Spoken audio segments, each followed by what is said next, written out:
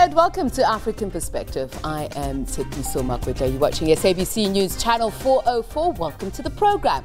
Coming up, we explore the new AU reforms. Will it make the continental body more effective, we ask. We'll also take a brief look at Zimbabwe's Commission of Inquiry into the country's post-election violence that led to the death of 6 people. Remember, you can interact with us on social media. Our Twitter handle is @AfricanPerspec1.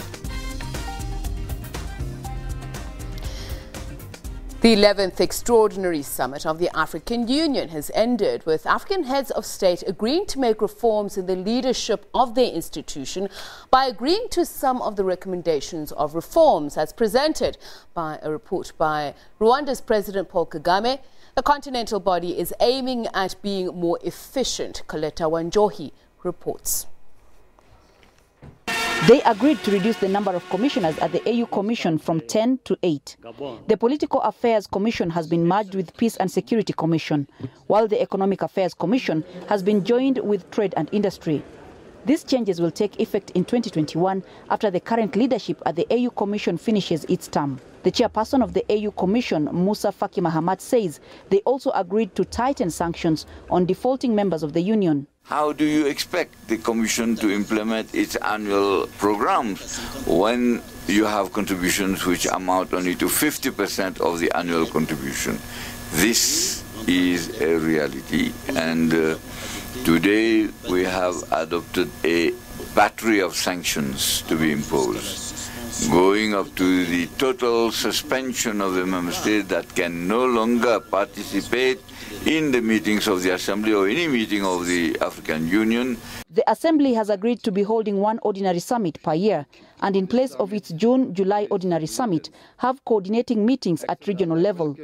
President Paul Kagame of Rwanda, who has led the institutional reforms agenda, says some member states are pessimistic that a strong African Union will reduce their national sovereignty. It is implied in a sense that when you are working for integration, you are sort of ceding some levels of sovereignty to the much bigger entity, which is either the region, sub-region you are in, your country is in, or the whole continent. So there is not going to be any doubt about that. It is well expected, and I think the heads of state understand this as well. He says some member states have asked that more time be given for deliberation. All this kept coming up, and that's what gives rise to healthy debates.